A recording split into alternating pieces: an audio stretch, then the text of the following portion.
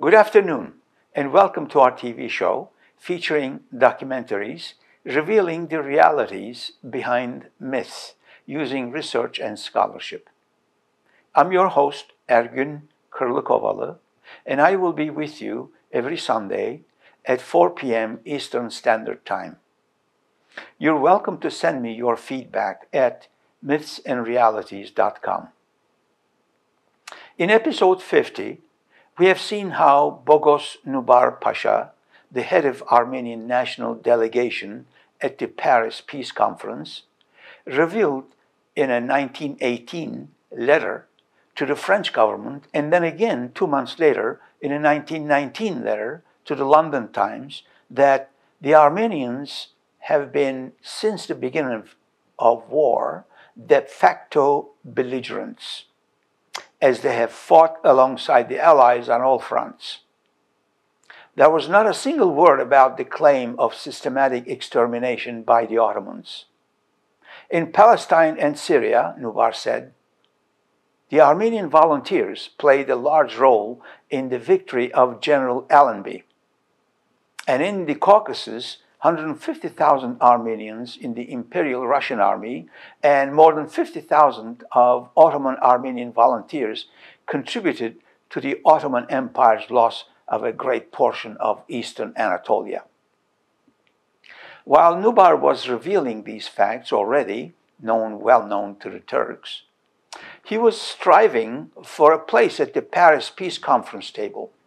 Little did he know that they would also amount to a massive Armenian confession, that the Armenian suffering was not due to a systematic extermination campaign by the Ottoman government as deceptively claimed, but due to the treasonable acts of most Ottoman Armenians, as in revolts, terrorism, territorial demands, and perhaps the worst of all, siding with the invading enemy armies.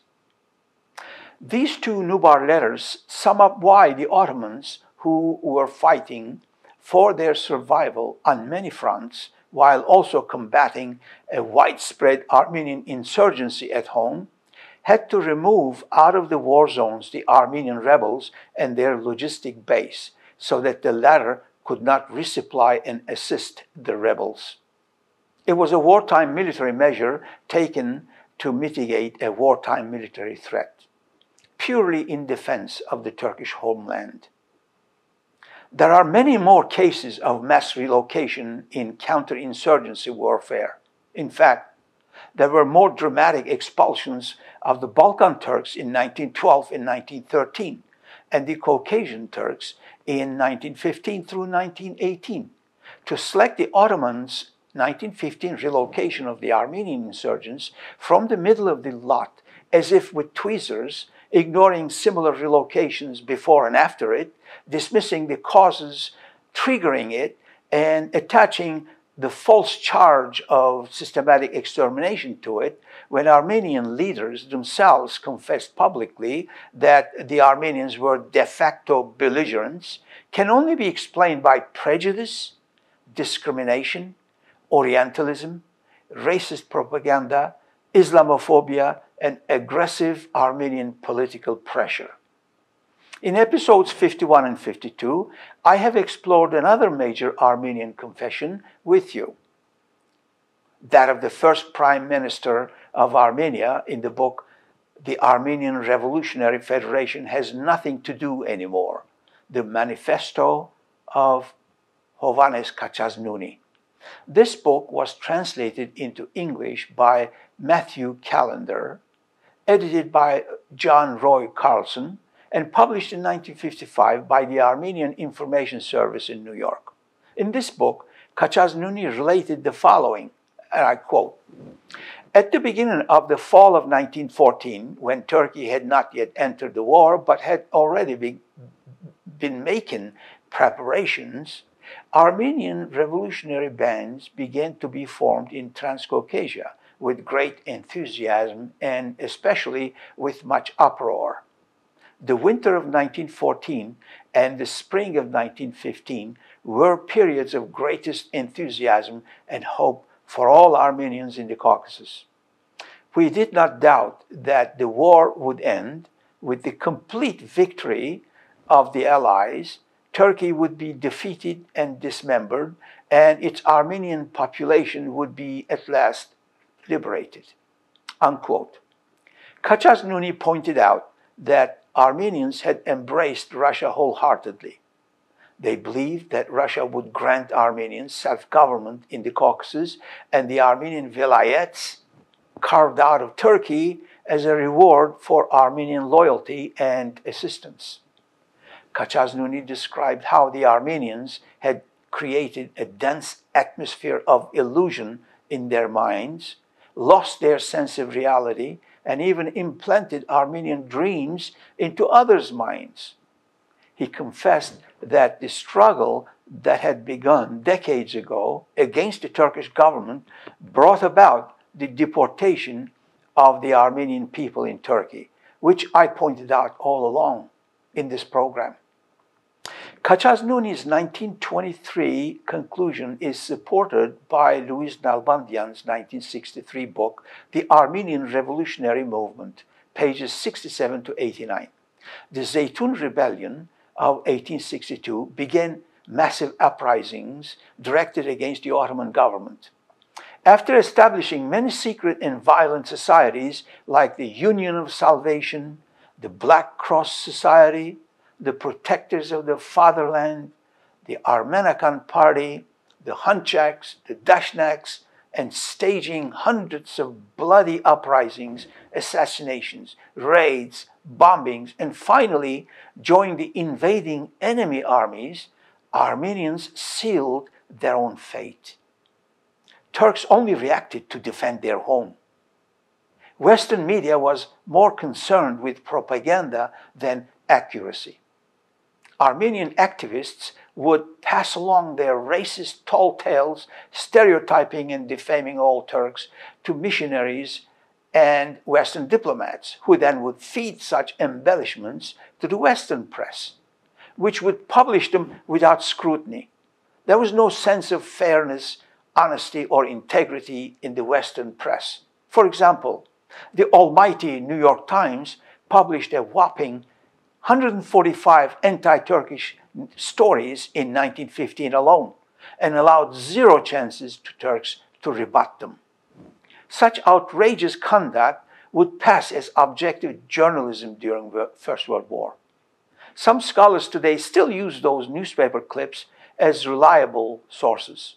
Then in episode 54, I analyzed the third massive confession, the one by the Armenian author Kapriel Serope Papazian in his book Patriotism Perverted. This 79-page book, published by Baikar Press in Boston in 1934, reveals the hate crimes of ARF, the Armenian Revolutionary Federation, or Dashnak Sutun, and is dedicated to the Armenian victims of Dashnak terrorism. Its significance is in its remarkable ability to educate the readers on the fact that the Armenian community is not and has never been a monoblock, a homogeneous community of poor, starving, innocent angels brutalized by those bad Turks.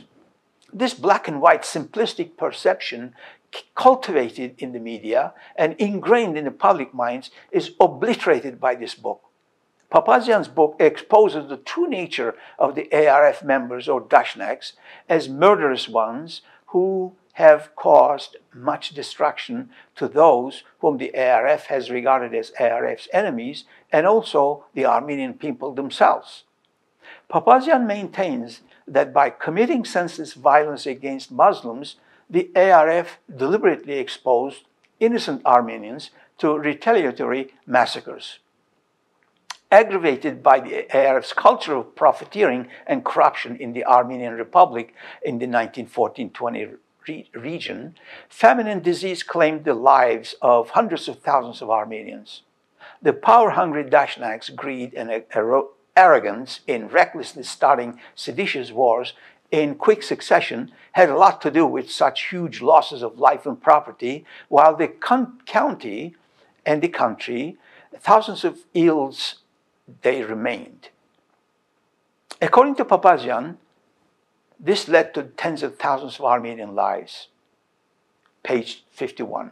Papazian condemned the ARF this way, I quote, "We behold picture of ARF as an enemy of the nucleus of Armenian political life, as an organization that has degenerated so far that it can be compared with the gangsters of America. It stands alone and is condemned by the Armenian public. Its plotting and crimes have rocked the conscience of all decent Armenians.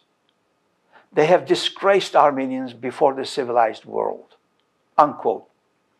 There's nothing pro-Turkish in this book, so no one can accuse Papazian of being an agent of the Turkish government. In fact, judging by his tone, Papazian probably had a considerable distaste for Turks himself. And this is what makes this book so valuable for those reasonable Armenians who need help waking up from the Dashnak-induced genocide-worshipping days. Today, I would like to explore with you perhaps the greatest of the Armenian confessions of hate crimes and war crimes, the mother lode, so to speak, by the Armenian Revolutionary Federation, or ARF, in the book called Houshamatyan of the Armenian Revolutionary Federation, Centennial, Volume 1, published in Glendale in 2006. I scoured the internet for you to see if this book was available for purchase, borrowing, or reading online. No such luck.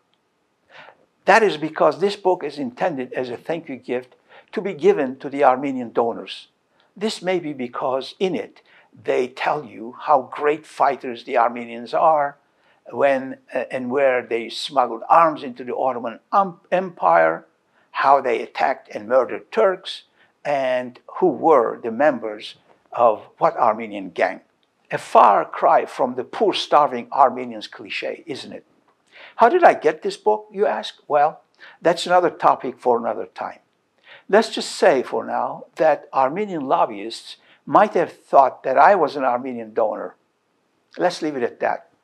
This limited distribution of ARF archives might also explain why Armenian archives of the period, religious or lay, are still closed to public to this day.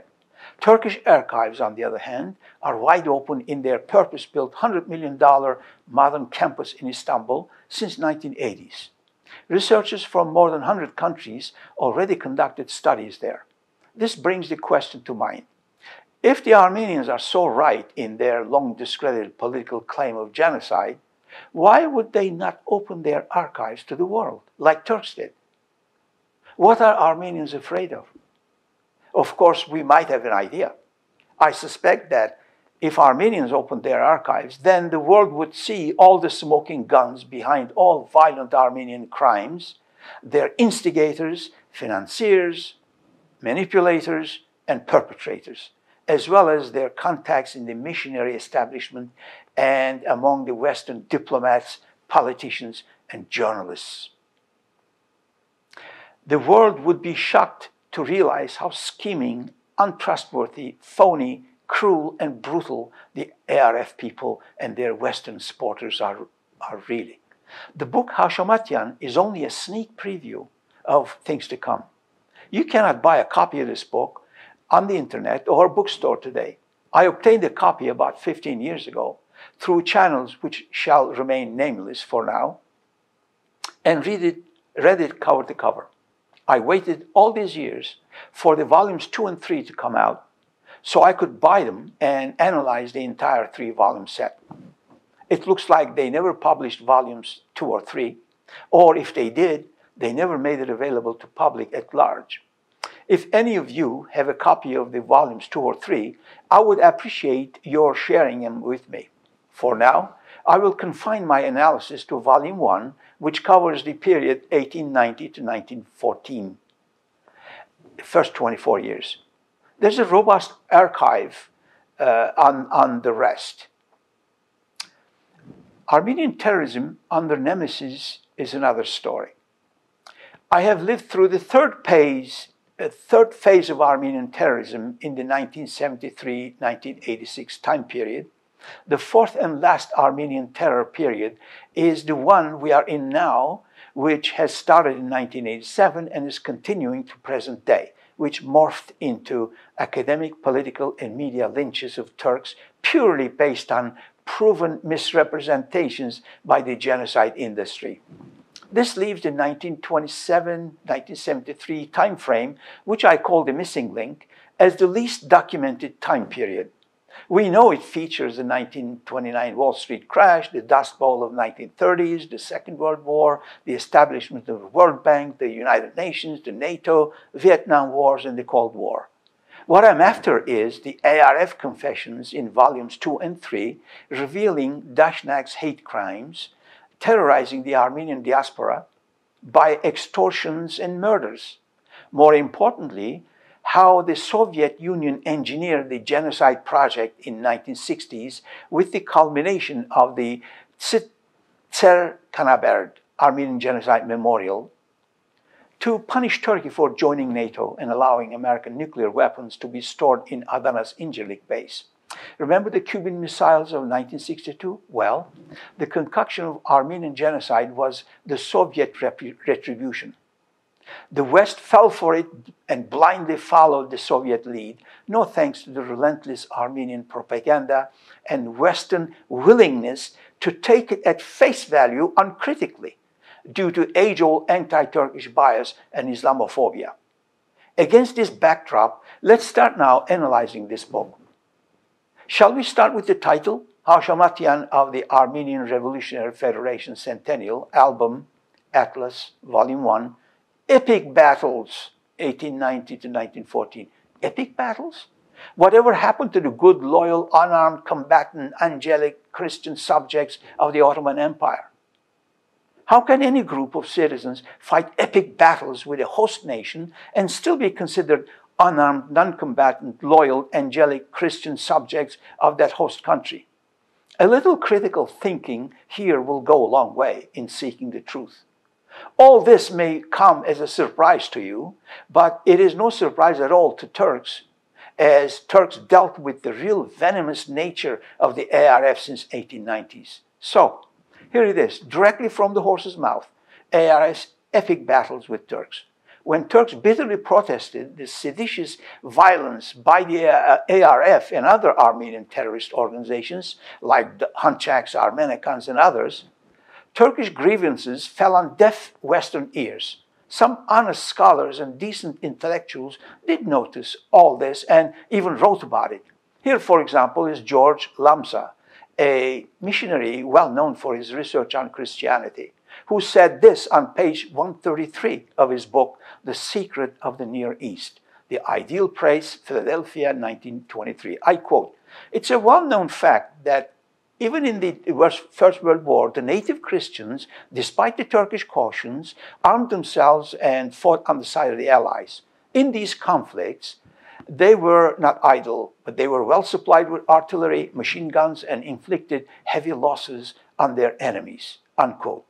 Here is another quote, this one by John Dewey, published in the New Republic, 12th of November, 1928. I quote, "Few Americans who mourn, and justly, the miseries of the Armenians are aware that till the rise of the nationalistic ambitions beginning with the 1870s, the Armenians were the favored portion of the population of Turkey, or that in the Great War, they traitorously turned Turkish cities over to the Russian invaders, that they boasted of having raised an army of 150,000 men to fight a civil war, and that they burned at least 100 Turkish villages and exterminated their population," unquote.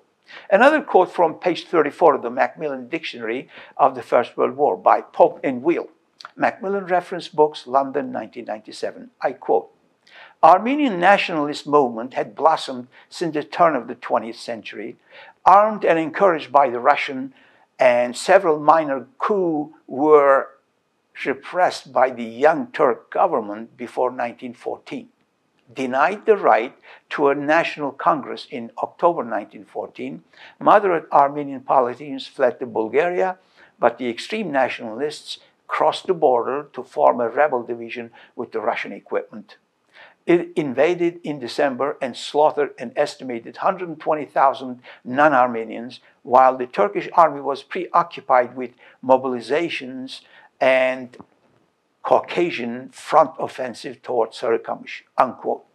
The Houshamatyan book is dedicated to the Armenian youth with fighting words. I quote, "This volume, prepared on the occasion of the ARF's centennial, is dedicated to you, the youth, successor of the dauntless generation that waged the Armenian epic battles. We hope that by becoming familiar with the historical figures in this text, you will acquire their determination for the just and final resolution to the Armenian cause." This may explain why Armenian archives are still not open. Armenian diaspora sowed hatred and harvested terrorism. Armenian leaders, whether Dashnak or others, seem to have two sets of books. One set is on poor, starving, unarmed, non-combatant, angelic Armenians for mass production and public consumption, readily available on the internet and bookstores. The gullible press, opportunistic politicians, and partisan academics use this set of misrepresentations. When people like me present the other side of the story, they would be surprised, confused, and react, "Where did that come from? Never heard of it." Wait, it gets better, I promise. But unfortunately, we're out of time. Thank you for joining me, and see you next week.